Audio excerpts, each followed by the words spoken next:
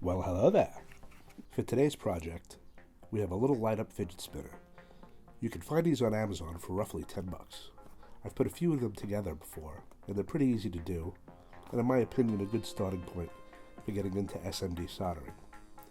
It should take about an hour or two to put these together, and these kits don't come with batteries, so if you're going to need at least 3 CR1620s if you're planning on making one yourself. Well, I'm still pretty new to this whole electronics hobby. I have invested a lot of time in watching videos like this one to learn how to do this stuff. Also, I'm a mechanic by trade, so this stuff kind of just comes naturally to me. But even if this is your first time, don't look down on yourself. If you don't pick it up right away, like all things in life, it just takes some patience and some muscle memory. The first thing I like to do is lay out all the tools and consumables I'm going to use to make sure I have everything available.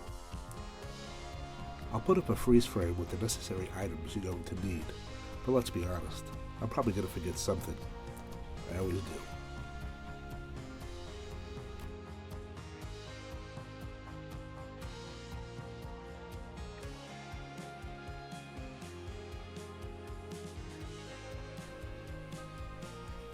Also, as a disclaimer, in my videos, you're going to see tools and things that you absolutely do not need when you're starting out. While it's nice to have a microscope and a powered precision screwdriver, none of it is necessary. All you really need starting out is a cheap soldering iron and some tweezers, and maybe a magnifying glass. And if I'm being honest, if your eyes are still good enough, you don't even need that. I'm a middle-aged dude with no kids and discretionary income. When I started out a few months ago, all I had was a $75 hot air station and soldering iron, and even that was overpriced. And not to brag, I put the first one of these fidget spinners together with just my eyes. Yep, still got it. I like to start with the resistors. Why? Don't know, just do. I also like to use a lot of flux. The flux is not necessary, as there is flux in the solder, but I do find it does make the solder flow a little easier. With this video, I didn't tin the pads. I was trying something new, and let's just say, tin the pads. Just do it. If you don't know what I mean by tinning the pads, I'm going to add a glossary of terms in the description of the video. I might miss some, so I'll also explain some of it in a voice track. Things I think that you should know, things like that. But nonetheless, tinning the pads is when you add a little solder to one side of the pad. Then when you're ready to install the component, you heat up the solder and push in this case, the resistor, into the melted solder. With the technique I'm using here, I have some solder already on the tip of the iron, and I'm melting it onto the pad and the resistor at the same time. Not the best way. Tin the pads. With the resistors, they are not polarity sensitive, meaning they can go in any orientation, but for aesthetics, I like to keep the numbers all facing the same way. Oh, and polarity sensitive means that the flow of electricity needs to be specific. There is a positive side and a negative side.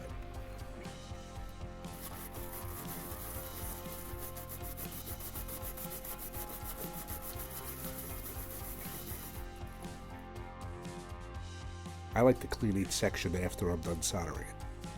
The flux says no clean, but that's a bunch of bull. There's always a sticky residue. For cleaning, use isopropyl alcohol. I use 99%, but any percentage should do.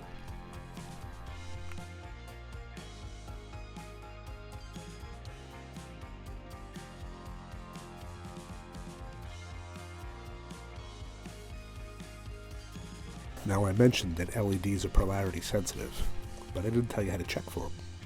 So here's a quick tip. Grab your multimeter, put it into diode mode. Grab an LED, place it on your workbench, preferably not a metal workbench. You don't want it to short out. Take your leads and put them across the LED. The black lead is your negative, the red lead is your positive. If it lights up, it's correct. If it doesn't, reverse the leads.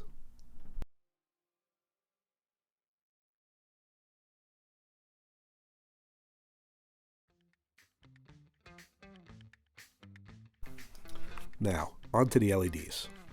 Soldering these are different than soldering the resistors, as these are polarity sensitive. You'll notice on this PCB board, opposite the D 1 through 11 lettering, there is a minus sign, or a negative sign. This denotes this is the negative side pad. Some LEDs have marking on them, which denotes which side is the negative. On these, the negative side is green. Unfortunately, this is not standard. Some have an arrow, some have an, I don't know what you would want to call it, a sideways T with a horizontal line, that line being the negative side. I don't know why there's no industry standard, but what are you going to do? Check them with a meter as I demonstrated in the last scene. I also like to check all of them at once and lay them out in a row or two, so I don't have to test, solder. It gets annoying quick, but hey, to each their own. If you are using a kit like this, usually they're all the same LEDs, so you can just line them up green side to the minus or negative, whichever marking style they use. Also, you want to use a little less heat in my experience when dealing with LEDs. While I have never burnt one out, why take the chance? When I first started out with SMD soldering, actually with all soldering, I would just set the iron to max and have at it. I've learned, especially with SMDs, less is more. I like to go with 700 to 705 degrees Fahrenheit. Yeah, I'm American. Brooklynese to be exact, like you couldn't tell from my voice. Freedom height is better. Celsius? Forget about it. Next, we have the last resistor and a small capacitor. This cap is not polarity sensitive, though some caps are. We'll see those in another video, I guess. Now on to the microprocessor. These look harder than they are. See the little crescent shape cutout on the right? On the chip itself, there's a little dot in one of the corners. The side with the dot goes to the side with the crescent shape. Simple. Now, I've heard people talk about how you shouldn't drag solder, but when I hear a good argument on why it's bad, I'll stop doing it. It's smooth, and especially on chips like this, it works well. Try it. You might like it. Alright, clean up the section. No clean, they say. Look over your joints, and it's on to the other side.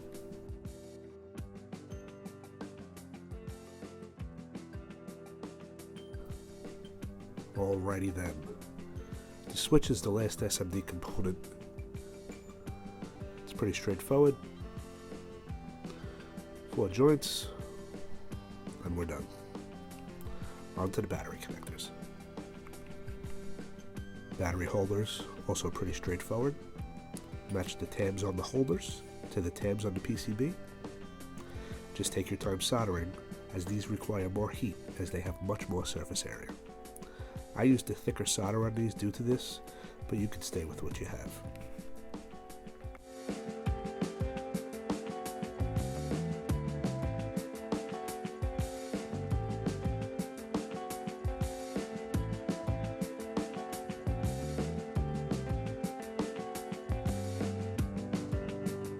And that's pretty much it. Give everything a good final cleaning, and let's get some batteries. This thing takes 3 CR1620 3-volt batteries. You can find cheapies on Amazon for about 60 cents each. A 10-pack is like $6.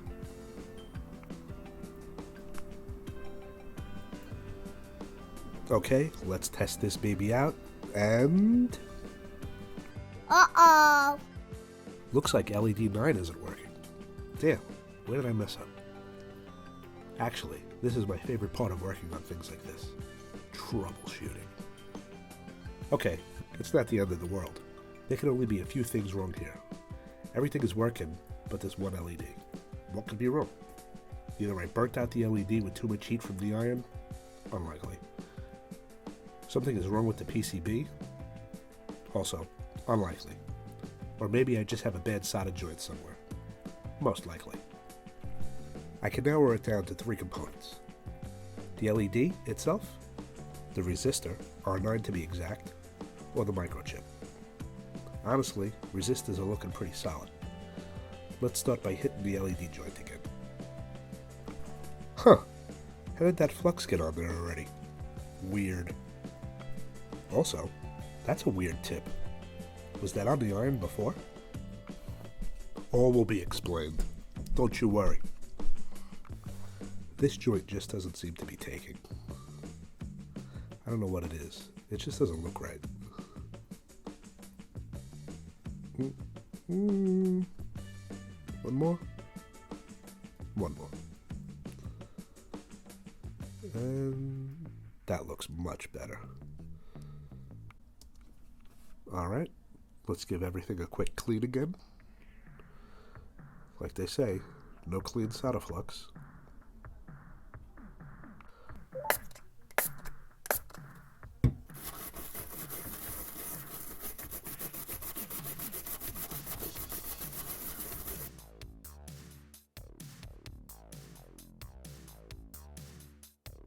Alright, let's give it another look-see. Oh no!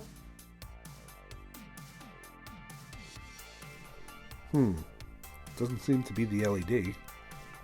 Well, that leaves the resistor or the chip. Let's redo the resistor next. I really don't think it's the resistor, but I'm gonna hit it again just to be safe. Well, as the saying goes, it's always the last thing you check. Alright. Let's go over the chip again. Maybe they're onto something when they tell you not to drag solder. But let's be honest, it's not like I'm gonna stop. A little bit of a bridge. Oh, look at that. It's gone. Let's hit the other side. Looking good. And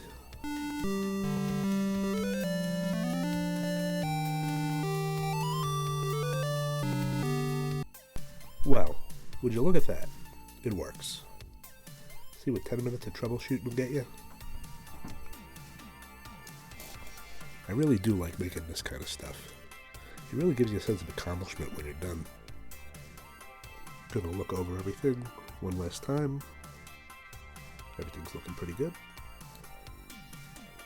Give it one last cleaning. You know, no clean starter flux and all that. Everything's looking good.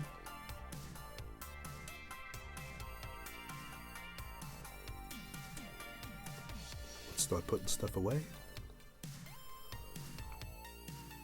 I always try to keep a neat area. You know, put your stuff in its home. If it's in its home, the next time you need it, it'll be there. That's your home! Are you too good for your home? Now, lastly, let's put this thing together. It goes together with 3 little Phillips head screws, and I'm going to use this ridiculously overpowered precision screwdriver to do it. I got it off Amazon, and wow, does it pack a punch. Total overkill for a project like this. But as I was taught as a child, more power. It even has a light, you know, just in case.